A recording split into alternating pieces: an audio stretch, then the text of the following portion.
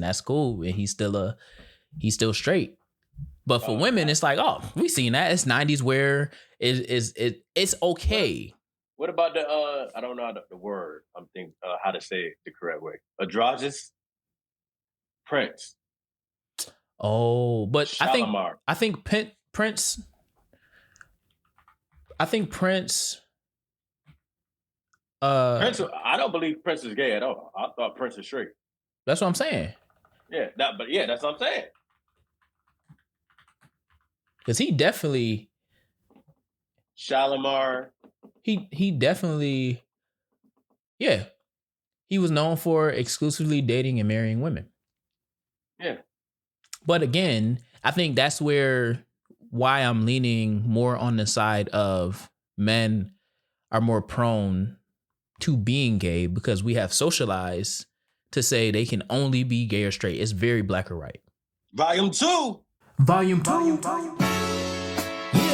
Yeah. This is our show.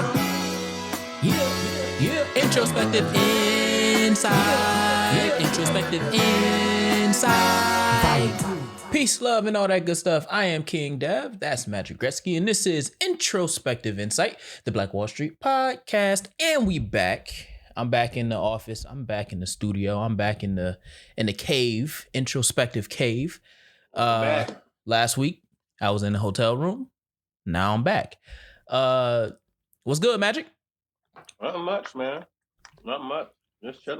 Just chilling on a Sunday, random Sunday. All right. Before we get into the show, we got a lot to talk about. We're gonna get into the word of the show and the quote of the show. The word of the show is accentuate. And to accentuate means something is to make it more noticeable. To accentuate something, it means to make it more noticeable. And the quote of the show is, and I don't often do this, but this white woman was raised by a black woman and raised on the values of black women. So I thought that we should quote one of the somebody that will be an all-time great in their profession. Paige Bueckers of the WNBA, guard for the Dallas Wings, former guard of the UConn Huskies, currently having a great season this season. And she said it was built on a lot of black women. This league was. So it's definitely right for them to get the same equal opportunity as everyone else.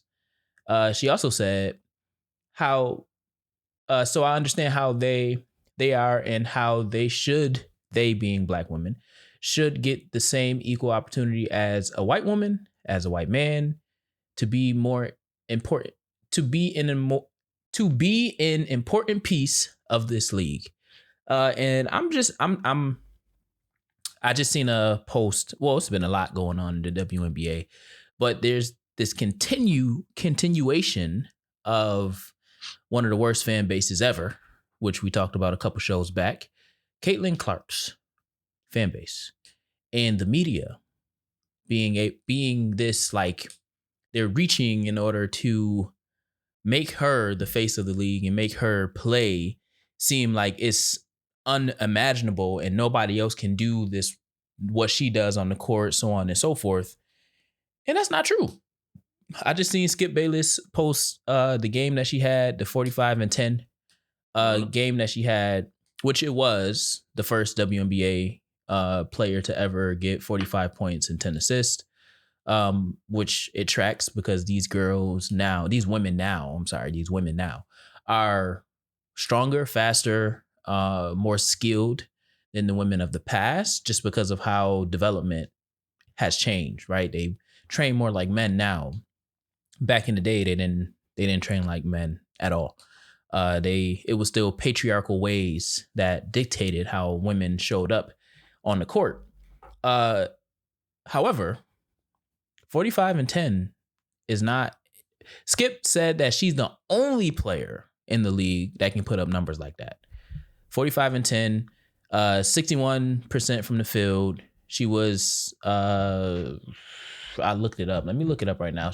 61% from the field. She hit 6 threes. But she went to the free throw line 18 times. Mm-hmm. So you compare that to what Marina Marbury did, 53 points, 9 of 18 from the 3-point line, 50%, 60% from the field, shooting 17 of 28. And in addition to fouls, but a lot of that came from her shooting the ball without having to go to the free throw line, tied the most points in a single season, in a single game in the season, regular season. I just don't understand Magic. I don't understand why these white men or the media in general is making it seem as if Caitlin Clark is the only person that can put up the numbers that she put up. She is one of the many people that can put up the numbers that she puts up. And to top it all off, Congress, the Republicans, the white men in Congress wrote a letter to the WNBA in support and defense of Caitlin Clark. And the first sentence says, Caitlin Clark is transforming women's sports, not even basketball, women's sports. She has inspired a new generation of young girls to participate in athletics and has become one of the most influential figures in the history of women's basketball. She is also the face of your league. Caitlin Clark has significantly increased fan interest, driven record television ratings, and attracted new corporate sponsorships to the WNBA. Millions of casual fans now tune in to watch her play. Unfortunately, what they too often witness is not simply aggressive competition, but repeated acts of unnecessary physical hostility and violence. I am not going to read the whole thing. It's not that long. It's only a page. And it was about, I think, 12 Republican representatives that wrote and signed this letter. So I'm gonna go back before I hand it off to Magic. I'm gonna go back to the quote of the show. So I understand how amazing Black women, are and how they should get the same equal opportunity as a white woman, as a white man, to be an important piece of this league. It was built on a lot of Black women. This league was. So it's definitely right for them to get the same equal opportunity as everyone else. Magic, what you got? Paige is right. It was Lisa Leslie. Right now, Aja Wilson. I mean, you have a few great other players that's not Black, but Diana Taurasi, Sue Bird. Yeah, Sue Bird. But when we think WNBA, we think Black women. Candace Parker, Maya Moore. Who left the game because it was too easy. Angel Reese. Mm-hmm. Flajay Johnson. Mm-hmm. Olivia Miles. Killing it this year. Oh, what is her name? Cooper. Last name Cooper. Kalia Cooper. Satu Sabli. I mean, we can go on. We can go on. Yeah. I can go on. Yeah, man. Paige, again, raised by a Black woman. And I'm glad somebody that don't look Black is saying that. Mm-hmm. There's been a lot of racism going on. Somebody was I think it was Kelsey Mitchell, or was it? It was somebody. I don't know who. I can't remember who it was off the top. With the death threats because they. Kelsey. It was Kelsey. They wait. They did what? I'm gonna let you finish what you was. Because they fouled Caitlin Clark. Oh no, Kelsey is her teammate. Yeah. So she played for the Indiana Fever. I know who you're talking about though. I can't think of her name. I can't think of the name off top. But that shouldn't be allowed. It's a lot of racism when it comes to Caitlin Clark. They trying to force like she's the best player in the league, but she also turns the ball over a lot as well. Mm-hmm. She's one of the best. I will give her that. I want to give her one of the best. She's a great shooter, though. I would say she's one of the best players in the league in terms of transitioning, making the game faster. Like she's the most popular player in the taking league. the game. She's not the best player in the league. No. I'm not saying the best. It's 10 more players. It's 10 more players. There you go. It's 10 more players more than her, but she's up there. If you think about, like, there's a gap. Like she when she came into the league, she is one of the players that sped the game up. I will say that. She's aided in the transitioning of this new age of players. Absolutely. 100%. But she was injured last year. Yeah, and she was injured a lot of this year. Look how far Indiana Fever went. Well, and I will say also that when she was injured this year, the Indiana Fever went 9-0 or 6-0. It was something like that. When she came back, they lost the first game she came back in. So what did that tell you? Oh, she's not even the best player on her team. That's what I'm saying. Kelsey Mitchell is the best player on her team. She really can't be top 15. She's a good player, a good shooter for the league. But yeah, I'm looking now. Yeah, they went to She a great player. She's a good player on the team, but she's not the best. They trying to make her the best. She's just the most popular player on the team. Mm-hmm. She changed a lot for the NBA.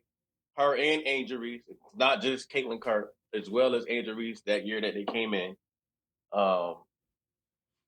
And along with Caitlin Clark comes a lot of racism people, which I'm not surprised because she comes from Iowa. So, yeah. What do you expect? But Facts. I agree with Paige Bueckers. Yeah, I agree, and I'll say, I mean, she's playing alongside somebody who had the record for the second most points in WNBA, women's NCAA history, in Kelsey Mitchell, before Kelsey Plum was number one. And then before Denisha Fair came, shout out to the hometown Hooper, she came and she eclipsed her by a point to make it number 3. So she's playing alongside somebody who can score just as much as her. And over the last stretch, matter of fact, I just shared a post on Twitter that basically that shows some of the inequities of the reporting of Caitlin Clark that goes against what Paige Bueckers said. In the last 12 games, Kelsey Mitchell scored 30 points, 20 points, 27 points, 27 points, 29 points, 27 points, 26 points, 30 points, 22 points, 16 points, 26 points, 27 points, averaging 26 points per game, 50% from the field, 49% from 3-point range. And she don't get celebrated. I'm just saying, I can talk about basketball, but I talk about basketball from a neutral lens. My favorite player was Maya Moore. My favorite player now is Olivia Miles. I've been following Olivia Miles for a minute. Before Olivia Miles, it was Skylar Diggins. She was going crazy when she was in Seattle. Not Seattle. I'm talking about Notre Dame, because she played alongside Kayla McBride. I've been watching the W for a while, and it's super interesting to see the new fans come in and praise Caitlin Clark as if we didn't see great players in the past. Like Maya Moore quit basketball because it was easy and she wanted to do something different, and it wasn't paying her enough for all the work that she was doing, all the stress she was putting on her body. And she's doing good work now. But yeah, man, I want to talk about that real quick because I seen Skip's post and I'm like, yo, we gotta stop this. Like, the league is in such a great place right now that people are not allowing for it to strive from a place of growth because they're positioning Caitlin Clark as the savior of these black women. And I'm gonna put it that way. The savior of these black women, because these black women can do half the things that she's doing, which I think is absolutely insane, especially when Olivia Miles is coming in 3 seasons later, breaking all the Caitlin Clark rookie season records that she set 2 years ago. And for me, that 100% says that she's not even the best. She's not the best player to come out the league in a while, because each year the number 1 pick, in this case the number 2 pick, has superseded what she did. She ain't even set the bar high enough to the point where nobody can reach it. So yeah, they gotta stop this. It's a lot more people coming. Yeah, Man, what the fuck is you doing? Cause we ain't even talking. Dang, That's my phone. I was about to say, well, every time I plug it in, that's what it does. That's funny. Yeah, and we ain't even get to Juju. Once Juju hit the league, Juju, oh my goodness. And Juju 6'3", doing all the things that Caitlin's doing and more. So yeah, I want to talk about that. I wanted to level set on that because we don't talk WNBA too much on here. But I wanted to give praise to Paige Bueckers. She having an amazing season. And also supporting, and she's always supported black women in them getting what they need in support of their greatness. So in this space, shout out to Paige Bueckers. And Aja Wilson. And all the black women. And all the black women. Dawn Stanley. Dawn is a beast too. Dawn is a beast. What we got today, Magic? We left off last week on a question. How you want to lead into that? We can go straight into it. So I did get in contact with my sister to get the question the correct way. And the question that my lovely sister, KP, asked me was, are men more prone to be homosexual than men? I mean, than women? You know, I still been I've been thinking about that since you posed it. What's your thoughts on it? I want you to lead us through that. My thoughts is there's no statistics for it. Some people say you're born that way, or you're born gay. Some people say it's what you see and what you do, or you learn it's learned. Either or. I believe that men are more prone to be homosexual than women, because now, I don't want to put this, because let me just, instead of trying to explain so much, men wake up with a boner. You're supposed to this. If you're a healthy man, you wake up with a boner. You're horny. Some men don't know. A lot of men don't know how to control that. So they'll get it anywhere, any place. And I'm not speaking on a specific race. I'm speaking on men in general. Men started with the bestiality, animals. Then they figure out something else. Because they don't know how to control themselves when it comes to these, when it comes to being horny, and a lot of men are overly horny. So if I can't find something to release, why not go to the other gender? Mm. Mm. Mm. Why not? Hmm. That's just what I think. Hmm. Okay. So I had to look up the word prone because for me, that word is sticking out to me. And the definition by way of Webster Dictionary is having a tendency or inclination, being likely, often used with to. And thinking about men and being prone or positioning it as being men are more prone to being gay or being a part of the community. Huh. I don't know if prone is the word, but in the case of what you just said, it absolutely fits, right? Having a tendency because I am beastie, if you will, for lack of better terms. A sexual being, right? I want men are known to want to have sex more than women, blah, blah, blah. So if I can engage with anyone, Prone, behavior or condition, likely or liable to suffer from, do, or experience something. Yeah. That's another one. I seen that one in there.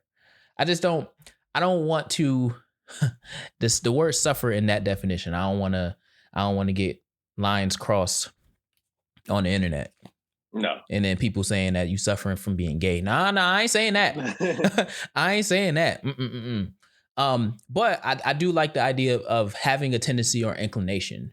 And I think that pairs well to what you were just saying around the lack of control. And also how men are socialized to not have control and to always pursue from a sexual lens. Like even Jay has a line, I keep both my heads where they're supposed to be, right? He's acknowledging that he is tempted with both heads, but he keep them where they need to be. He's not trying to get distracted. Everybody doesn't have that same autonomy or control to control their sexual tendencies, right? I just started watching The Polygamist on Netflix, and it is literally about a man that has lack of control, but he's lack of sexual control, but he's framing it as polygamy. I would have called it the family man, with family in quotations, right? Because I don't think it's polygamy, but I digress.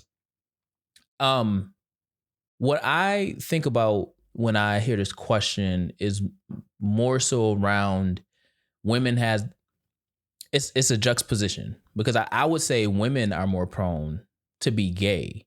The problem is the double standards that we live with in this country. We don't call a gay woman gay unless they're a dyke or a lesbian. But women have the ability to explore as they please. Whereas the reason why I will say yes to men being more prone to being gay is because once I'm speaking through the lens of a double standard, once a man goes gay, a lot of the times that's the only thing he can be now. You know what I'm saying? There's no way back to not being gay, which is why a lot of men stay on the DL. They'll explore and they'll do all the things that they want to do.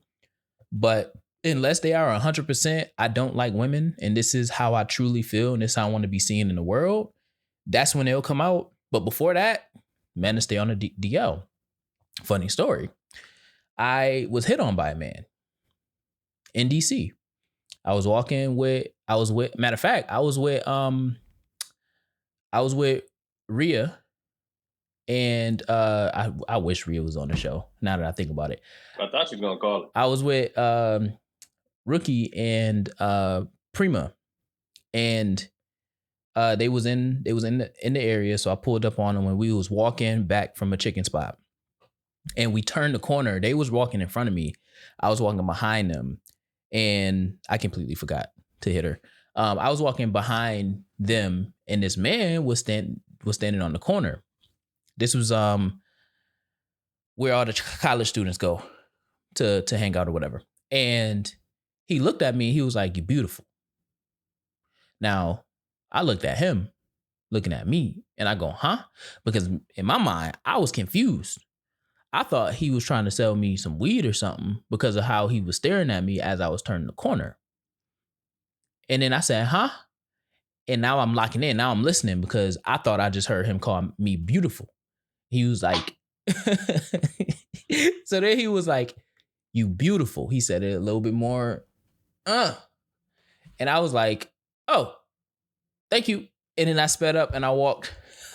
And then Rhea and Prima was like, "Did he just call you beautiful?" And we had a laugh about that. But looking at him, you wouldn't get anything else. Not to say that gay men look any particular way, but he presented as someone who was selling weed to me. That's how I interpreted the interaction before I processed that the man just hit on me and called me beautiful. And that's probably how he hit on men, to see like which way they swinging. So it's not necessarily that when I say yes, that men can't be gay or can't be born gay or whatever the case, because there are some elements. It's a spectrum. I think it's a spectrum. And if anybody wants to correct me, please drop it in the comments or fill out our guest intake form and come on the show. I think there's a spectrum to where some innately know from birth as they grow up, and it's seen in their behavior. Is some that's more feminine forward, but they're not gay at all. And then you have some that transition at some point in time because they were curious. They was curious, and they decided that's what they want to do. And there's some that play both sides. But again, for men, a lot of the times those are the DL men, unless they are just nowadays, men are more fluid and coming out and being who they are. I just seen a TikTok where a man said he was pansexual, so it's Wayne both Brady sides. said he was too. He was the first person I heard said that. I didn't know what that. I could see that. Mean. I could see that. Pansexual mean you like everything. You like everything. Yeah. Anything. I didn't know what it meant. So he said it. Yeah. So that means that there is no spectrum. So I went through a training with the Out Alliance when they were around in Rochester, and there's like spectrum. So you can sexually orientate here, you can sexually identify here, and then you can date. Your preference can be over here. So you can be born a man, but you identify as a woman, but you like women. And so that means that you are a lesbian. So pansexual, none of that matters because I like anybody. You can be a drag, you can be straight, you can be gay, you can be bi, you can be pans, you can be trans. It don't matter. That's what a pansexual is. So, but yeah, I think men are more prone. And I think men, if we put a cultural lens on this, I think Black men often push other younger Black men to wanting to explore within the community, because there's a lot of homophobia that tells you not to do things. And psychologically, when you tell people not to do things without a real explanation as to why, you tend to pique their curiosity around doing the thing that you're telling them not to do. So because culturally we have been afraid, quote unquote, for those listening, to really identify the why and you shouldn't be gay, and we just rebuke it. You see a lot of pastors and religious institutions rebuking, the LGBTQ plus community, but then also them ending up in the same community, because it's them that's leading the people while they're also in the closet as well. So I think that there's a lot of nuance to the question, but I think that the percentage of prone to is the same percentage as women, though. So there's no like. I think it's the same amount. Because women, I tell women all the time. Men have to hide it. Yeah. More than women. Yep. I tell women all the time. Y'all get to kiss each other. Y'all change in front of each other. Y'all slap each other butt. Y'all do a lot of stuff that's questionable. Men, us, we can't do that socially because we will be ostracized. I mean, nowadays we can, but there's no coming back. Women, you can go and explore and then come back and live a life of no judgment. Men, it's not the same. Yeah, they can be gay in their teens, and then as an adult, they can be just with a man. That gay part of the part where they was curious doesn't exist when it comes to women. Men, once you're done. You're considered that. It don't matter if you with a woman. It don't matter if you was a man, if you was with a man in your teens and you try to be with a woman in your adult life. It don't matter. They're gonna remember you as a teen, and they're gonna stick that on you. Mm-hmm. No matter how far you get into life. Mm-hmm. So that's another double standard. Yeah, it makes me think. Also, while you was talking, I forgot. I'm sorry. Go ahead. You were saying something about the lack of sexual control. Mm-hmm. As a man, were you ever taught how to control yourself sexually? No, that's not I don't know if that's a thing that you really teach. Yeah. As a man, I was taught keep your both heads where they're supposed to be, in a sense. And don't be out here. No means no. No means no. Like the typical things, but also like, don't be out here just having sex. Don't impregnate no woman, or women, I guess. Sexual responsibility. Yeah. And also, I was taught to run the opposite way if they have kids already. Sexual preference and sexual responsibility, yeah, but sexual control, no. Should we? So now I'm gonna ask you a counter question. Should we as men engage in that, and what does that look like? Because it's not the birds and the bees, which I don't even know what the birds and bees mean. I don't know what the birds and bees is. I'm gonna look it up. But yes, I think we should. Because that's kind of dealing with your emotion, and a lot of times, not a lot, majority of men don't get taught emotional intelligence, and I believe that's part of it. That's a part of control, part of your emotions. You can't get this at this time. Don't mean to go run off and do something else. Mm-hmm. Or try something else because this didn't work out. And when it comes to sexual beings and things, it could be also I ain't gonna say that. But I'll say this, that maybe it would help with I don't know, because a lot of people have a different outlook on cheating. That's where I was trying to put in my head. Mm-hmm. I was gonna say maybe it helped men stop cheating, but that goes both ways too. Women cheat as well. It's the same thing. Yeah, we had that conversation with Sel on the show. Yeah, but maybe I don't know what I just said. Something about cheating. Yeah, maybe it help with cheating. I don't know. I don't know how it would look. I don't know. Maybe just a conversation to spark the idea for somebody else to come up with something. Or maybe, I don't know. Well, I think you're on to something around the cheating piece. Because go ahead. It's so many reasons why people cheat. Mm-hmm. Oh, you didn't make me happy. Mm-hmm. Oh, you're not enough. Oh, I love you, but I desire other women. Right. Or it's so many different things of why people cheat, women and men, men and women. So I don't know, maybe it helped. I don't know. What you got? Yeah, I think to the cheating piece, I think there is a sense of lack of control. Because it takes two to tango, and it takes two choices to do the thing, right? So it goes back to when you're seduced, how do you fight the urge to act on, right? How do you fight lust? How do you control lust? How do you even define what lust is?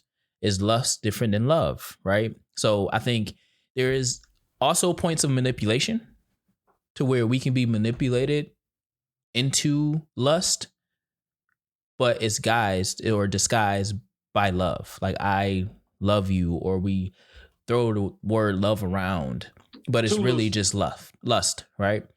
So I think you are on the right track in thinking about that, because I think men have the most control, even though women has the ultimate control. But you got to you have to then factor in women who understand the control that they have, and they throw it around because of what happens, right? So then the man has to be the one to be like, yo, hey, we're not gonna do that. That's not what I'm here for. We just friends. You know what I'm saying? Because people get into vulnerable spaces and they want to do things, but as the man, you have to be like, nah, we good on that. Like, hey, you wanna lead. Yeah. That's the time to lead. Yeah. Yes. There is a sense of control there, but if you don't have control, you'll be like, okay. And now you got a baby. Let's do it. Yeah. So now I'm with you on the control leading to, or aiding and embedding in cheating for men in particular. Women, they can try to cheat all they want to, but the man got to say yes. Yeah. You know what I'm saying? Like, the man got to say yes. Now, if it's women on women, that's different. But the other person still has to say yes. So a point of control is happening. Like, I have to control my urges, the advances and what have you, because it takes two to tango. One person is going to always want to do it. It takes the other person to agree. All I had in my head was, all you gotta do is say yes. Word. That's a fact. All you got to do is say yes, and it's on and popping. It's on and popping. So the birds and the bees. Obviously, it's a common euphemism used by parents to explain the facts of life, human reproduction, and sexual intercourse to young children. It uses natural imagery. Okay, so it's an imagery thing. Birds laying eggs.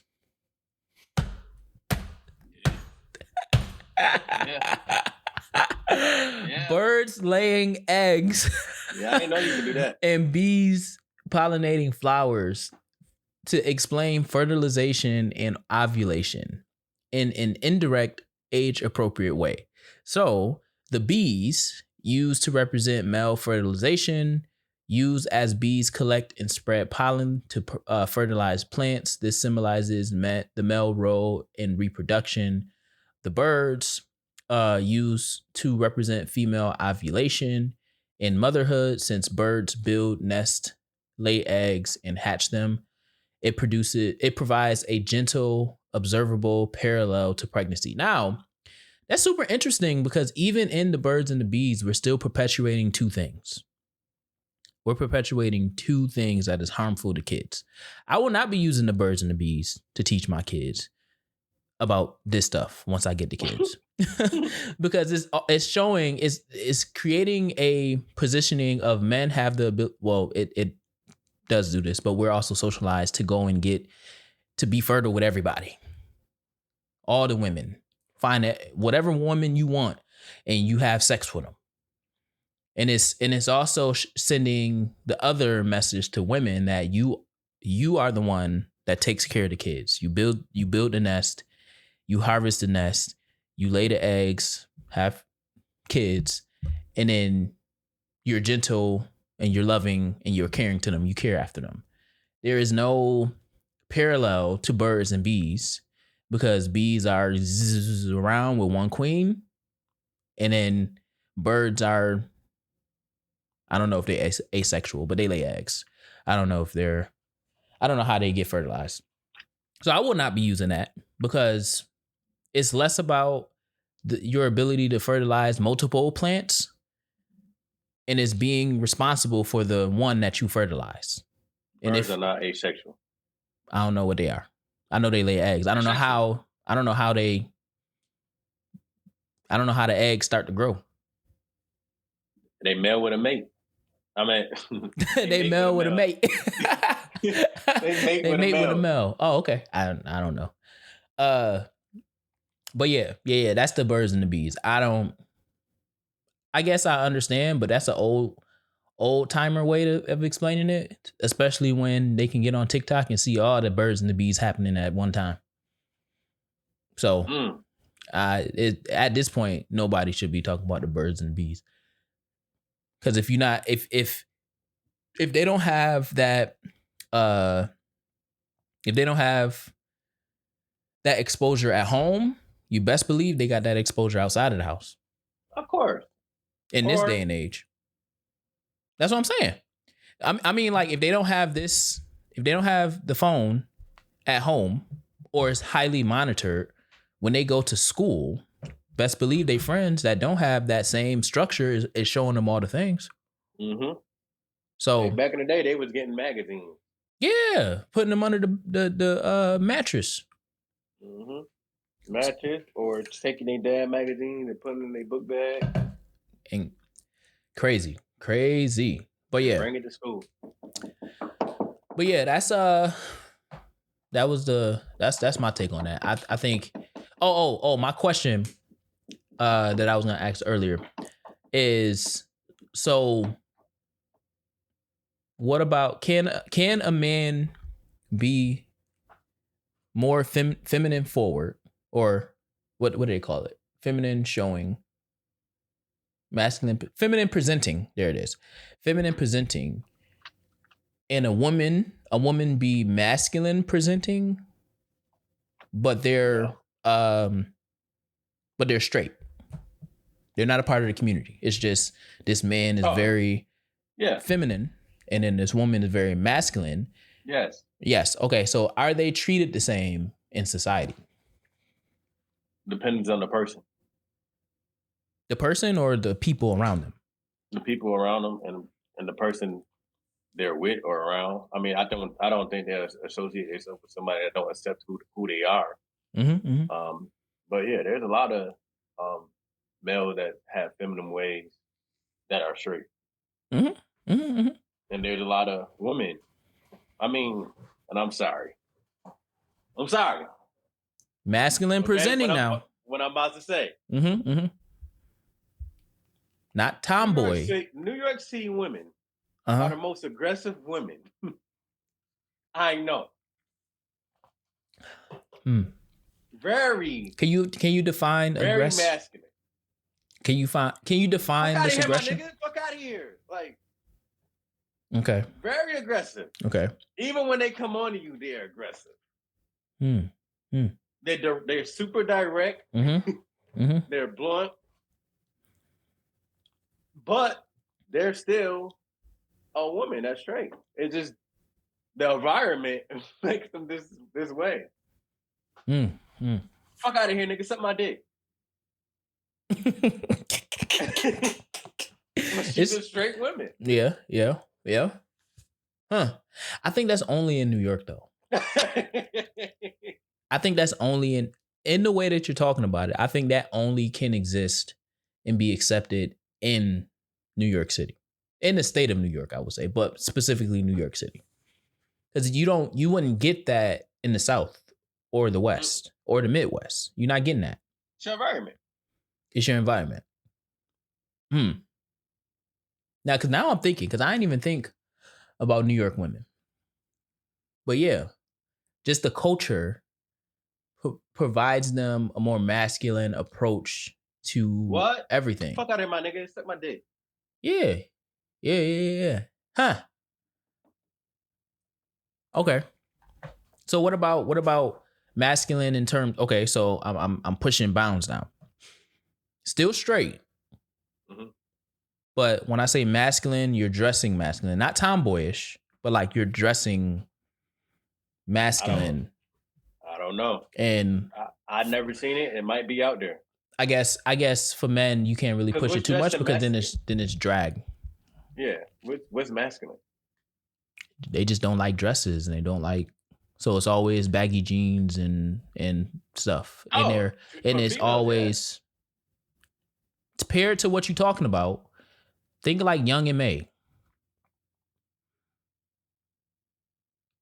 I never seen it, but I have seen. I haven't seen it that- either. That don't wear dresses, don't like wearing dresses, but wear baggy jeans and looking like And 90s, and they're still late 90s. yeah, and they're still accepted as straight. Yeah. But what about a man? And hear what I just said before. Well, you just said that. Yeah, that's what I said. You just said that.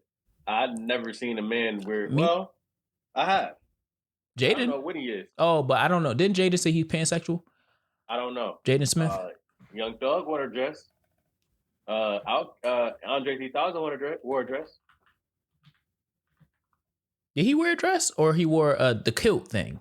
The kilt, I thought it was a dress. They always say Andre 3000 wore a dress, but I don't know. Yeah, I don't know what Dennis Rodman is. I don't know. Oh, yeah, Dennis Rodman. You see, and so what I'm trying to also paint is like, you see how naturally we went towards, we got to define what they are to justify what they're wearing instead of just saying like, yeah, he wore a dress and that's cool and he's still straight. But for women, it's like, oh, we seen that. It's 90s wear. It's okay. What about the I don't know the word. I'm thinking how to say it the correct way. Androgynous Prince. Oh, but Shalimar. I think Prince. Prince,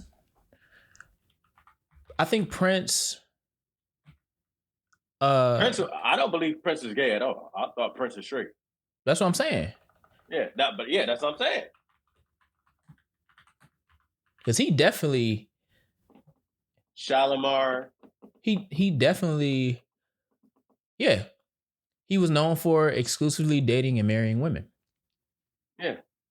But again, I think that's why I'm leaning more on the side of men are more prone to being gay because we have socialized to say they can only be gay or straight. It's very black or white. There's nothing in the middle. Like black or who? Black or white. Like it's like you said black or right. No, black or white. It's either this or that for men. Whereas women, you can be as fluent as you want and you can explore. Dora. So you can be Dora the Explorer. But just in the questioning that we kind of went down, we kept straight with the women and we started bending that line once we got to you wearing dresses. It's one of those things also with the painting of the fingernails. Dwayne Wade paints his fingernails. And they started saying he might be gay. I seen Alex Media, he painted his fingernails as well, and he says it's for self-expression, but he's not gay. But they had a whole conversation on Brilliant Idiots around that. Like, you paint your fingernails, and he was like, no, I'm not gay. I just like to paint my fingernails. So yeah. We, because of society, we are more prone as men to be seen as gay. Because there's rules of engagement for us and there's no rules of engagement for the women, because for us, we also see them dealing with other women as a sexual preference because we too like women. So if women like women, then we have more women to like, which goes back to the bees. That's crazy. What y'all think? In the comments, do y'all think men are more prone to being seen as gay? I think that's more what it is, being seen as gay than women. The same amount. I think it's just being gay. Being gay. Because there's a lot of men that seem gay, but they are not gay. Just like how you ask, they're straight men with feminine ways. Right. Mm-hmm. Shit, if you was raised by your mother, what you expect? Well, I was raised by women. I mean, my dad. Your dad was in your life. My dad was in my life. But if you're only raised by like women consistently, that can also play a factor in how you start to identify. And I think even now in this day and age, there's also going to be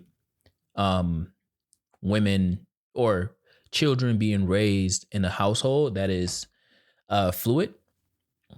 So they'll have more opportunity to explore their sexuality because it's so wide open now. Like you can identify as however you want to identify, and that's okay. Like it's cool in this society, this point of society. So, I'll again quote Jay-Z. Actually, I'll quote Jay-Z mom. Love who you love because life isn't guaranteed. Smile.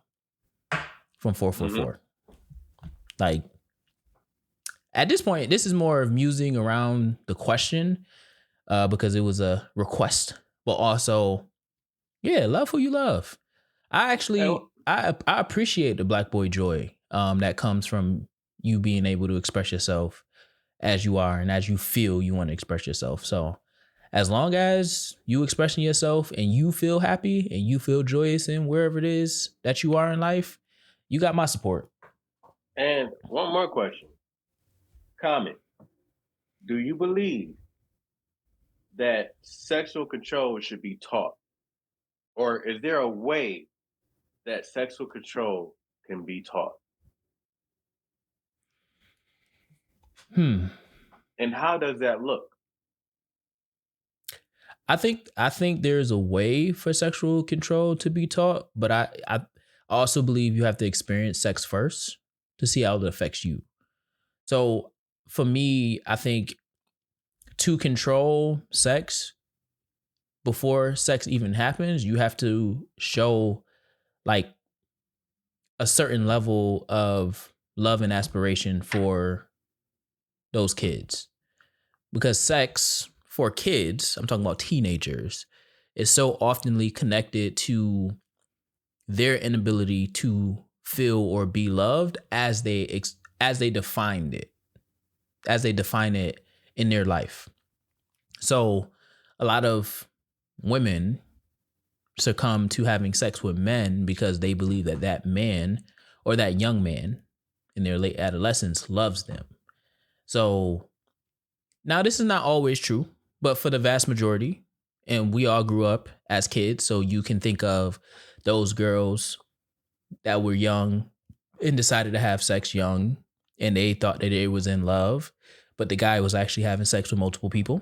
You know what I'm saying? Like, we can all find that scenario. So I think in order to really teach sexual control, sex has to be in the act. So in order to be proactive before they reach the age of having sex, you have to love on your kids and teach them that love isn't just physical. And we got to stop teaching our kids that you have to love somebody before you have sex with them. I think we have to actually separate sex from the need to be loved before that deed happens, because we are all animals by definition, mammals, and it's a natural act. So I think a lot of what we do as humans is we say, don't have sex until you in love. So then now we're trying to find love so we can justify the want to have sex. And I think those two are contradicting messages, because if you're going to say that, we also have to then tell men, don't have sex until you find love. You have to tell women the same thing. But if we're telling the men, have sex with anybody, and we're not connecting the love part to it, but we're telling women, don't have sex till you in love or you get married, then now what happens is women are more prone to be manipulated into having sex, and men are not connecting that love piece to the act of having sex. So we teach men to separate love and sex, and we're teaching women to connect love to sex. So I think both of those leads back to how we raise our kids will ultimately determine the control around choosing to and continuing to have sex. Throw a condom on. Just throw a condom on. You know, protect yourself. That too, but you still have to protect. No. I'm saying, you saying that is just saying, yeah, don't worry about the love part. Just protect yourself. Mm-hmm. Because it's gonna happen. What I teach you in my household is not what somebody else is teaching their kid in their household. So if you choose to go down that route, understand that love won't be the reason why you're doing that. It may be a product of that down the line as you continue to build a relationship with this person, but understand that when you choose to have sex, you're choosing to do that because you want to, not because you're in love. I want to separate that. That doesn't mean that love won't come out of it. But love don't make babies. Sex do. Strap up. Can we teach people about lust?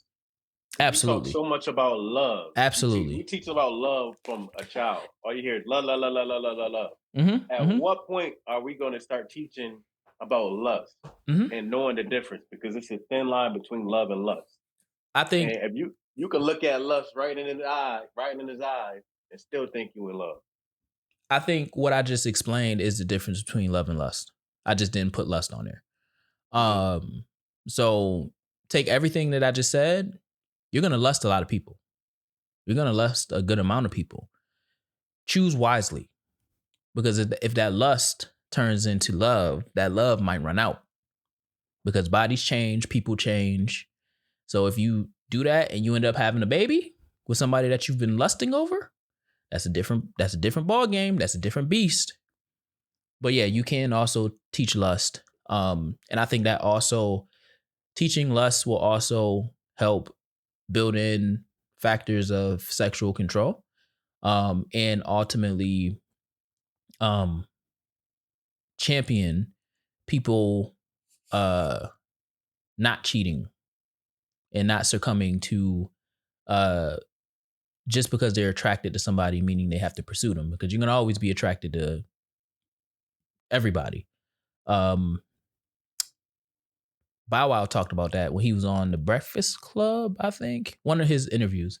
He was like, he doesn't like having a girlfriend because every time he goes to the club, he finds somebody better than the person he's dating. That's lust. They can't give you, just because you find somebody that look better, potentially, they can't give you what your person gives you. I think that's feeding your ego. That too. You want to feed your ego. You want to keep feeding your ego. And that has a lot to do with cheating as well. You want to feed that ego. Mm-hmm.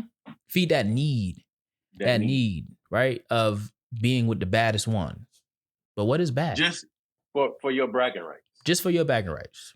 I think that's irresponsible and it's childish. Irresponsible and childish. So, and don't use that. I think the other piece though too around cheating and sexual control, don't use your lack of control and mask that with things like being in an open relationship or polygamy or things of that nature, because there's rules of engagement in those different types of relationships.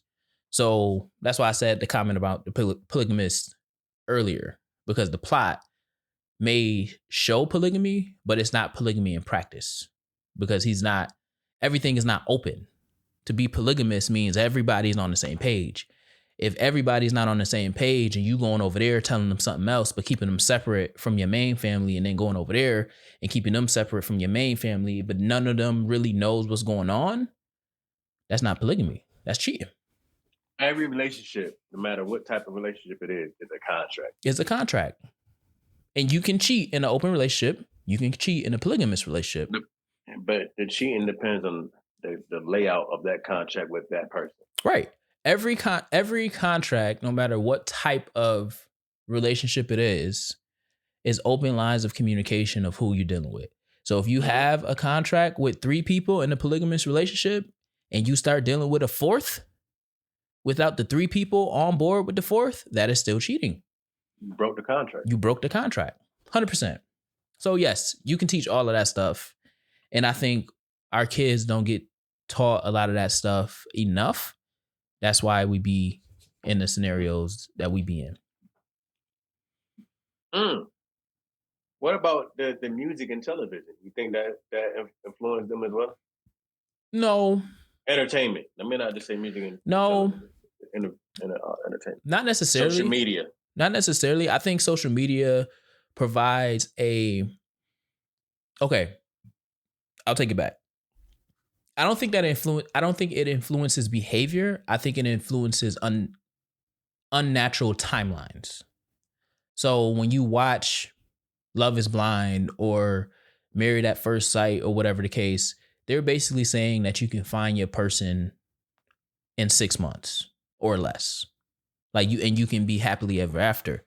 But which gives us the perception of timeline. In a short amount of time, I can find my person. Now, is that impossible? No. Is it practical? No. So just because it's possible doesn't mean that it's practical. And then there's certain things that has to happen in order for, in my opinion, I'm speaking from my opinion, y'all. There's certain things that has to happen for you to know if it's truly your person. Now you can settle and make anybody a person. That's 100%, but you open the floodgates for so many more things. So I think media influences certain things. I don't think it influences one's behavior, but it does give a perception of how quickly things can or can't happen because of the way that things are edited. So if you're not trained in knowing, in knowing how story works from like the screenplay in television lens when you write scripts, then the way that we're seeing things is in chronological order. So people can believe that Love is Blind happened in 6 months, but really they're cutting up a year's worth of things, right? Or they started to know each other, the people, months before they started filming. You know what I'm saying? So like it's a bunch of different scenarios, and people could grow up together or in proximity together, and then just so happen to be on the same show. So there's a lot of other intangibles in media that people don't take into account. I think there's subliminal things, subconscious things that we pick up through media, depending on how much we watch it. And then it just becomes second nature. Just like the song that you hate the least, they play over and over and over. Now you like the song. Yep. Like Shebang. That's why people like Shebang. I'm not on that track, y'all. You see, I had to take the shots. I've seen people liking it since it first came out. I know. I know. I mean, unless you start liking it. No. I said it. people like Shebang. I thought they liked it since they first heard it. It's horrible. I hear it all the time, and I still don't like it. It's bad. I'm not talking about you or me. I'm just saying people would listen to anything Actually, consistently. I haven't heard it in a minute, so I hope now that you're saying that I don't hear it. Well, you know, today. if you listen to WDKX, they play it. Nope, I haven't heard them play it. Really? Which comes, I haven't been on a hate train in a while, so let's see what. Oh shit! Let me get my drink real quick. Yeah, go ahead. Let me see Drake albums, Hot 100. I ain't been on the hate train in a minute, y'all. So let's see where they at right now. Let's see where they at. Billboard Hot 100 list. Oh no. Let's go here. Hot 100 list. There you go. All right, let's see. Wait, look, he's smiling. Billboard. I know he's smiling. Billboard Hot 100. Let's see what's up here. Let's see what's up here, y'all. Ooh. Let me see. I got to keep on scrolling. Okay, Janice STFU is number 8, but it's trending down. It's trending down. Let's see where Shebang is. Dang. Wait, Taylor Swift did a Toy Story 5? I can't stand her. Don't do that. Let's see. Oh, wait a second. I'm all the way down past 20. I don't see another Iceman track. I don't see I'm past 30. I don't see another Iceman track. I'm in the 40s. Chicago by Michael Jackson is 42, but I don't see an Iceman track. 50. Oh man. Oh, Run to Atlanta, 53. 8 and 53. I don't see Shebang. How does that make you feel? Hey man, you know, I ain't been on the hate train in a minute. And I just felt like after seeing the GOAT, one of the GOATs on stage, celebrating his 30th and 25th anniversary of Reasonable Doubt and Blueprint, and packing out a stadium three nights in a row on tracks that hadn't dropped in decades. I felt like, I was like, I wonder where Iceman is. Cause all this hype about this is the album of the year. This Shebang is the song record of the summer. You know what they're gonna say? It's been real quiet. You know what they're gonna say? What they gonna say? He lives rent free in your head. Nah, cause you just seen I had to go through all of this stuff. And I just thought like, dang, I wonder if, my boy Drizzy is still, in the top 10, because they said, oh yeah, he gonna be there. And he's number 8. So Janice is still up there. So maybe Janice is a nice track. I didn't like it. It didn't grow on me. But people were still listening to Janice, and I'm gonna give him his props. Janice was the song. But I don't see Shebang. And I had to go all the way to 53. They be like this. Too Hard for the Radio is 56. Too Hard for the Radio is trending more or being listened to more than Shebang. So he's taking up it's spread. Yeah, I still don't see Shebang. I've seen National Treasures. I've seen Whisper My Name, but I still haven't seen Shebang. I'm not gonna keep on looking because I'm already at 100. Oh, it's not even in the top 100. Where you think the album's ranking right now? Well, I'll cheat because I'm looking at it. In the 200. Okay. It's still 5. I don't know where the other 2 is though. Iceman is 5. It says Shebang is on a. Oh, you must have stopped. Where is it? Because I didn't see it.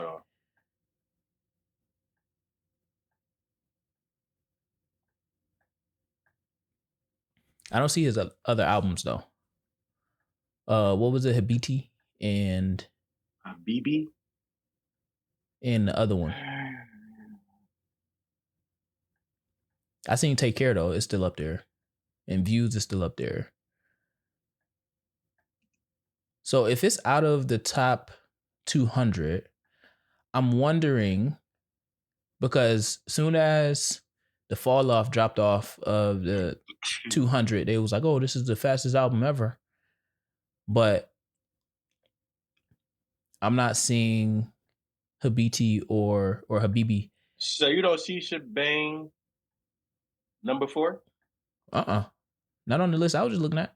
As of the current Billboard Hot 100 chart dated July 18, 2026, Shebang is sitting comfortably at number 4, matching his peak position on the chart. I didn't just see that on the list that I was just looking at. Yeah. Hot I had to keep writing that question. Yeah, number 4 on this list, the Billboard Hot 100. July 18th, 2026. Number 4 is I Can't Love You Anymore. Maybe Gemini got it wrong. Oh no, I'm on the actual Billboard chart. I Can't Love You Anymore by Ella Langley and Morgan Wallen. Janice STFU is 8. Well, the peak was number 1 for 8 weeks. Oh, my oh, I thought I was, what's going on with my camera is acting crazy. Yeah, you froze. Talking about Drake. It's And this is what happened. yeah, Drizzy, my bad. About Drizzy, Hey, Iceman, my bad, Iceman, my bad. Let me live. Hold on, I gotta use the bathroom anyway.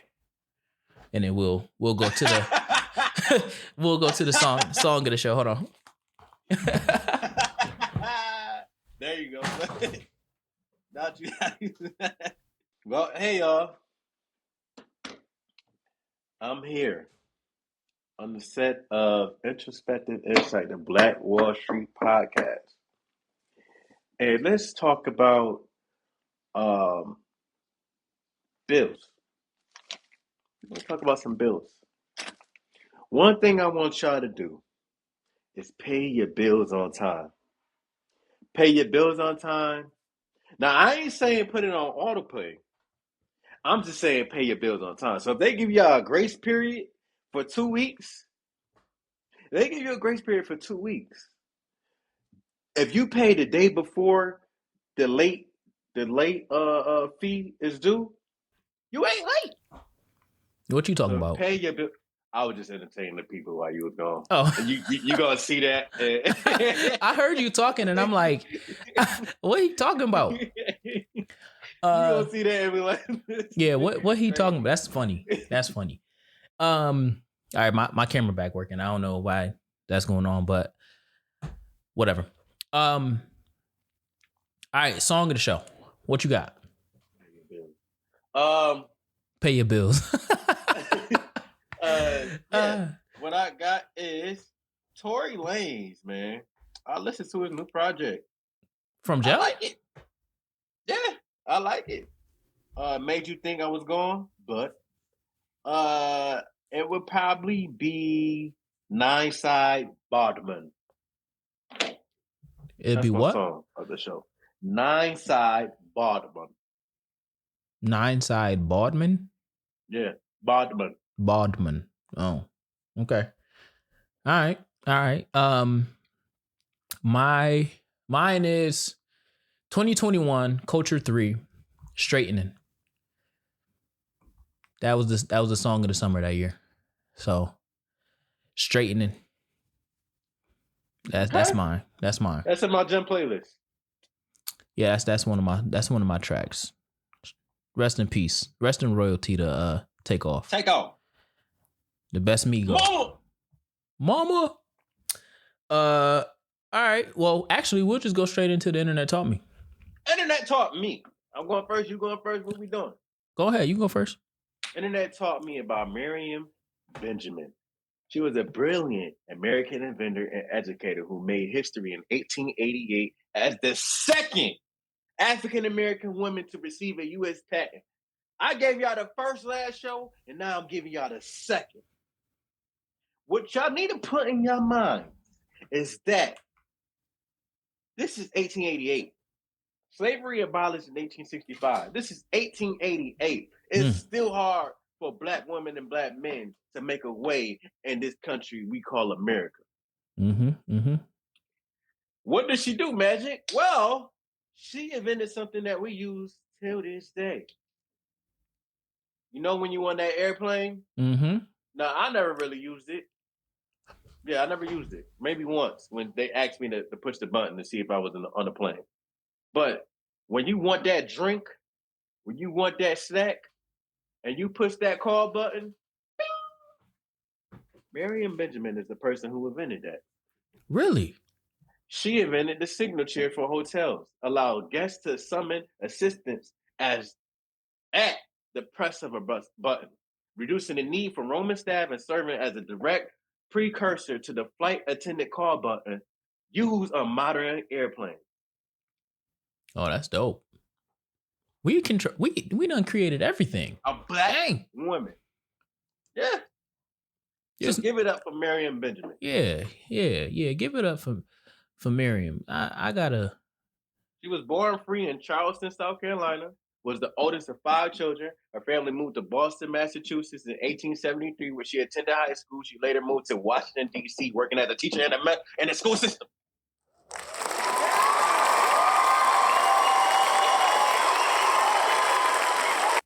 Yeah. And as a federal clerk. She was deeply committed to higher education and briefly attended both medical and law courses at Howard University. That's what I'm talking about. That's what I'm talking about. Miriam Benjamin. That's shout out. I'm never. It never ceased to amaze me of all the things that we invented that they use today with ease, and we don't get the props. So shout out to Miriam. Shout out to Miriam. I was cleaning my so my internet taught me. That was a good internet taught me. So for those of you who are out there potentially jobless, for those of you out there potentially looking for another job, for those of you out there that's put in 200, maybe even 2,000 job applications in the last week. Okay, that's crazy in the last week. But Beverly Dines, a TikTok creator and chief empowerment officer, as she called herself, taught me. This was some months back, but taught me that AI systems are automatically rejecting your application far before any human actually reviews it. So if you have applied to a job and you got an auto rejection almost 24 hours later, that is not because you are qualified, underqualified, or overqualified for that role. It's because your application and your resume was filtered through a similar or the same AI system that you applied for from a different job at a different time. And it all used the same criteria to screen people before they push it to the actual HR professionals. So you want to make sure, I can't remember what she said, but just be mindful that when you are doing job applications, if it in fact comes back right away, try to find a hiring manager or somebody on LinkedIn or whatever and try to get a hold of them sooner rather than later, because these AI systems maintain your information for 90 days. So if you are engaging in looking for a job, putting in multiple applications for a plethora of reasons, you want to see what's out there, you want to figure out how to leave your current job or what have you, and you've been putting in applications, chances are that the AI system that you use for a job that you put in a month ago is the same AI system that the one that you put in a week ago that rejected you uses. So it's not that you're underqualified, overqualified, or was reviewed and you're not a fit for the role. It's because AI is collectively ruining our chances to getting and advancing in this workplace.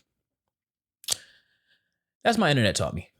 When she said that, I was like, I didn't think about that, because there's only so many platforms you can use. Just like with the paychecks, it's either use APD or Dayforce or UKG. And then for paychecks, you got like Paychecks. It's only so many systems that you can use. So if they're introducing AI into those systems, you're not really getting rejected from jobs. So that was my internet taught me. Okay. Makes sense. Yeah, that was crazy. That was Makes insane. sense to me. What you got? You got anything else? No.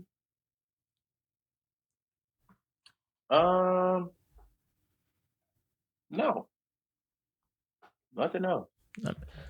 Let me see, because I had one.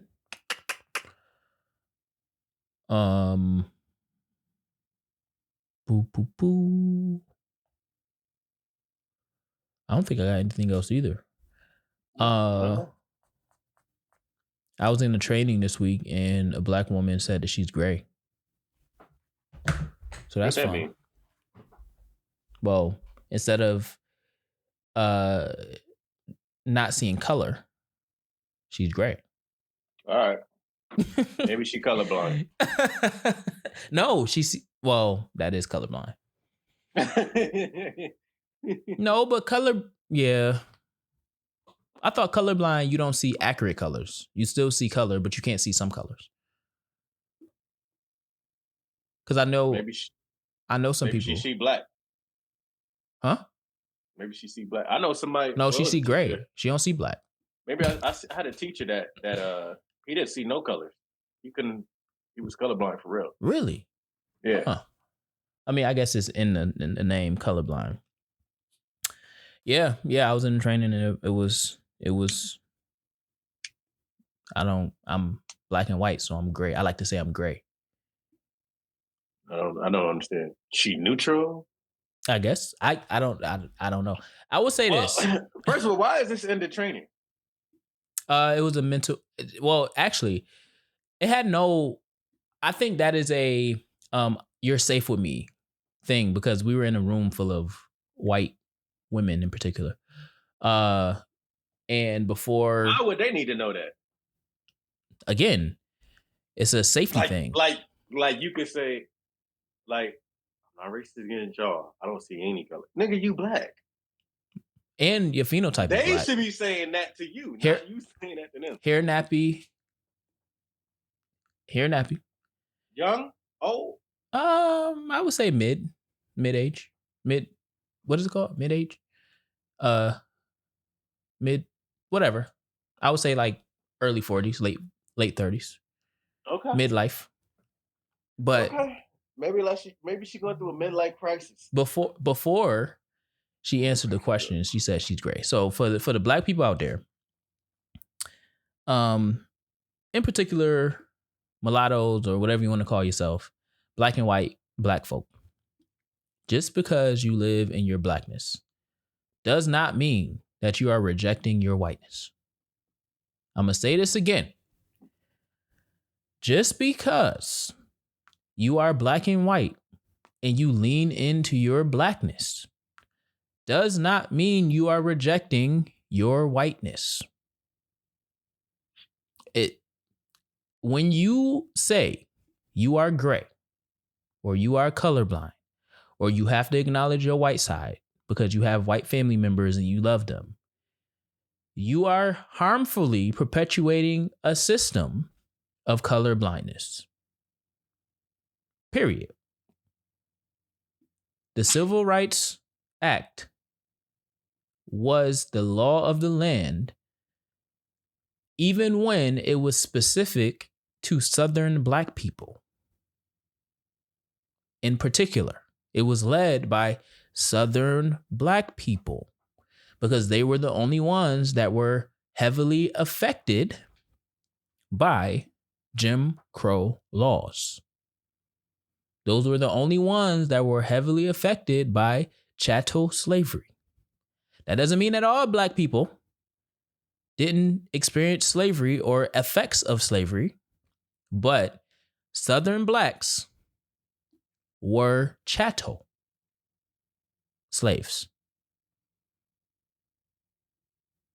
So just because we said civil rights is for black people didn't mean that it didn't affect all people, because a white person can go and file a civil rights lawsuit just as much as a black person. Yes, sir. So when you say that you are black, you are gray, or you are colorblind, or you don't see color, you are perpetuating systems that allow for racism to thrive. That's all I got to say. That pissed me off when I heard that. That pissed you off. Oh, yeah, man, that pissed me off when I heard that. I haven't had a rant in about 2 episodes. I'm fine. I'm good. You ran it last episode. I did? Yeah. What's it about? I don't remember, but you was like, that was a magic rant. Yeah. You ran it last episode. You sure that wasn't an episode before? I said 2 episodes. It could have been, but I feel like you said that it was a rant. We talked about Hov. I didn't have no rant. I don't know. Well, I needed that rant because I've been good. Atlanta, I'm gonna say this. Atlanta. Did I go earlier this year? No, I don't think I went to Atlanta this year. I haven't been traveling much. But in the past year, I think you did. No, that was my first time going to Or Atlanta. was it Florida? I went to Florida December. Only place I've been to this That's year basically was January. Las Vegas. Yeah, it was Christmas time. Oh, Las Vegas. Yeah. Okay, go For the ahead. past year, going to Atlanta, I have not run into a lot of traffic. I don't know what's going on. Yeah, that's good. I have not run into a lot of traffic. That's and good. now I went from Sandy Springs and out all the way to College Park and perfectly fine for the past year.